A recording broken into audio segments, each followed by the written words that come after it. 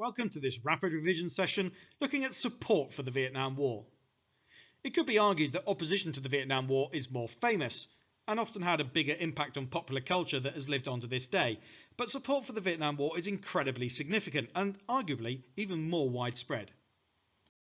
Let's start off by giving a brief summary of some of the anti-war sentiments that existed in the USA at this time.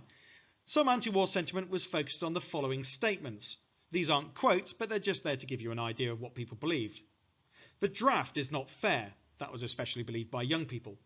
All war is wrong. That's the pacifist argument. The South Vietnamese government is repressive. They don't deserve saving. No Vietnamese ever called a black person the N-word. That's the idea that black Americans weren't even free at home, so why should they fight for someone else? Money should be spent on improving black ghettos, not on fighting the war. And American action is killing children in Vietnam. Hopefully you've noticed that there's some crossover with the civil rights element to this course there. But what were the pro-war arguments? People argue that they should support their troops, whatever. People were afraid of communism. We have to fight it. It's a real threat. Tell the North Vietnamese to be pacifist, not us. My brother died for his country. We need to keep fighting. Otherwise, I suppose people would believe he died for nothing. We're fighting for the freedom of the South Vietnamese. And I've been there. We have to fight the VC. So some former soldiers actually were anti-war. Others were pro-war. It depended on the personal reaction to the war. We're going to have a look at the main reasons why people ended up supporting the war, though. These reasons can be quite complex, and many people would have believed in more than one reason, but I'm going to try and give a bit of a summary here. Reason number one, the fear of communism. As we can see with this rather traditionally dressed American man saying, "Mr. President, do not go sell us out to Red China or Moscow against liberty." The use of the word red here represents the traditional colour of the Communist Party, so communists were often referred to as Reds. So who believed in the fear of communism? These were Americans with traditional views, mostly Christians and mostly people who owned property and believed in capitalism, the idea that society should be structured around profit-making private businesses. Why did they believe it? Because communism is the opposite to the capitalist society that existed in America. People feared the spread of communism would destroy the American way of life. Remember domino theory, the fear that if Vietnam becomes communist, then communism would spread across Asia and eventually reach the USA. How did they protest? Well, various, including pro-war marches, denouncing suspected communists and displaying patriotic American symbols like the flag. What? Well, they were people who feared communism. But they didn't change much. They helped work to preserve traditional views in the USA and challenge the counterculture that pervaded American society, particularly among the young. When were they active? Well, they were most active before 1954 during the so-called Red Scare, when people were denounced as communists and show trials were held. But anti-communist feeling remained relevant due to Eisenhower's domino theory and did continue to a certain extent right up until the end of the Vietnam War. These weren't the only people who supported the Vietnam War. Another group were known as the Patriots, and specifically a group called the Hard Hats. Who were they? Well, this is a broad spread of Americans across all classes, but including the working classes. Specifically in 1970, New York construction workers who became known as the Hard Hats, some of whom are pictured. Why? Like those that feared communism, Patriots believed in preserving traditional American ideals. They also believed in supporting American soldiers. How? Through visible displays of patriotism, such as marches and displaying the flag. You can see that in the picture again. So what happened? One specific incident relates to the Kent State shootings of 1970. There will be a future rapid revision video on that topic. Following Kent State, students across the USA protested. In New York City, student protesters were attacked by hard hats, patriotic construction workers who disagreed with the pacifist student movement and basically beat them up. When?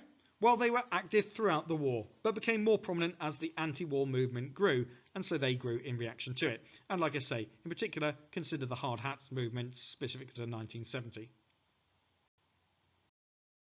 Next up, we have the so-called silent majority. Who were they? Well, 77% of people who responded to an opinion poll said that they supported Nixon's Vietnam policy, which sort of suggests that they supported the war, but also supported his attempts to wind it down.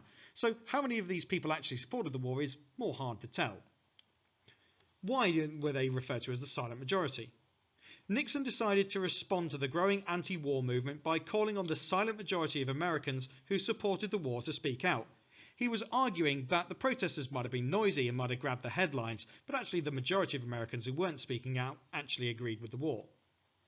How? Because Nixon asked people to stop being silent and to write in, giving their support. As a result, 80,000 telegrams and letters of support were received by the White House, which Nixon said showed widespread support for the war because people had gone to the effort to write in. Nixon's speech and the subsequent telegrams were written in 1969. Congress also passed resolutions in support of Nixon's policies in 1969. Speaking of which, there was political support. This is that division in Congress between the so-called hawks who supported the war and the doves who did not. Who? Well, Congress was divided into two main groups, the hawks and doves, as I've just described.